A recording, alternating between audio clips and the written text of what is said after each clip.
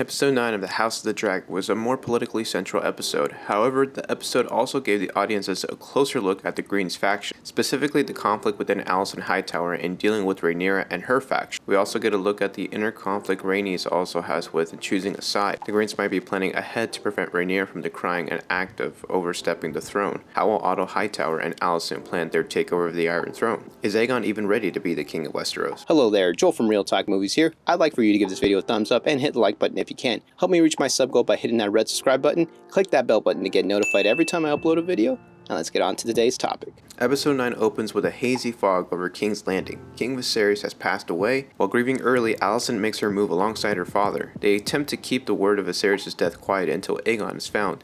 He is apparently found drinking amongst the town. They also force in every single lord and nobleman within this King's Landing who hasn't sworn allegiance to Aegon's rule. This also means locking up Rhaenys in her chambers as well. Queen Alicent tells the council that King Viserys last spoke with her and said Aegon should rule. Lord Beesbury takes issue with the claim. He believes in honoring the king at his word. He also said that it's illegal to overstep Rhaenyra without proof. This gets him in trouble with Criston Cole, who reacts violently. Sir Harold Westerling, a captain of the Kingsguard and a guy who's been watching over Criston Cole over the last couple episodes, is disgusted and resigns from his position and from the meeting.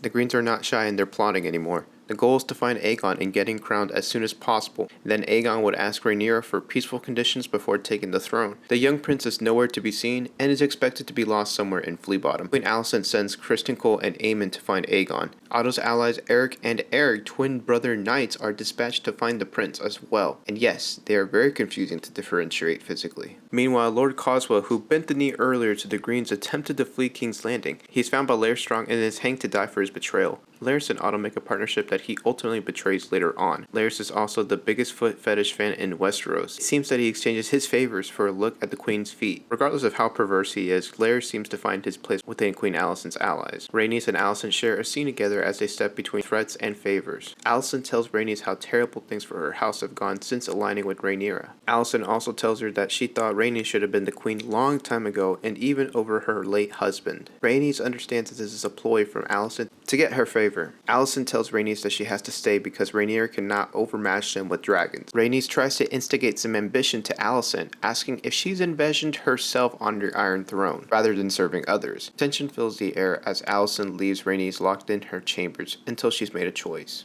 Otto finds Aegon after obtaining information from White Worm. The White Worm exchanges the information and location of Aegon as a way to calm down the children fighting pits within King's Landing. Back with the Twin Knights, they've traced all around Fleabottom for Prince Aegon. They uncover one of his most frequently visited spots, a children's fighting pit. Aegon comes across as the last person who should rule over Westeros. They also find a child that looks similar to Aegon hiding in the shadows. This could be a bastard child of Aegon. The twin brothers find Aegon hiding in a temple and try to return him. They are confronted by Aemon and Criston Cole. Aemon gets in a scuffle with his brother. Eric leaves his brother behind and betrays the Greens. Turns out he wasn't down for the new king either. Aegon was begging to leave Westeros and the crown to his younger brother Aemon so he can take the throne. Aemon denies the offer and rather brings him to Queen Alicent. After being convinced of the power of being king, Aegon starts coming around to the idea of ruling. He also seems to enjoy the cloaks and crowd attention. Sir Eric returns to free Rhaenys and she goes off to retrieve her dragon melys, while Eric gets separated by the crowds. The crowds head for the dragon pit and for the coronation of Aegon II. Criston Cole knights him and the crowd welcomes Aegon as king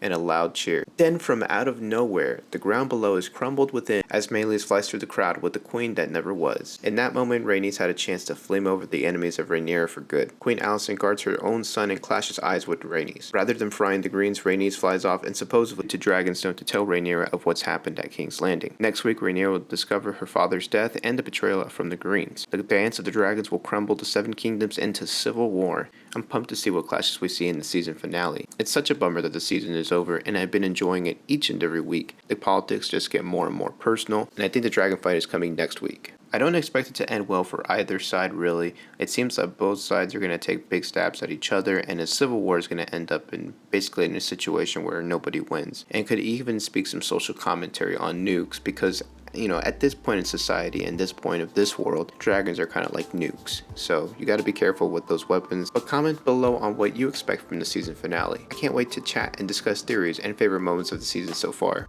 Leave this video a like and subscribe for more videos. Check out some of my other videos or the playlist on your screen right now. This has been Joel from Real Talk Movies. See you soon.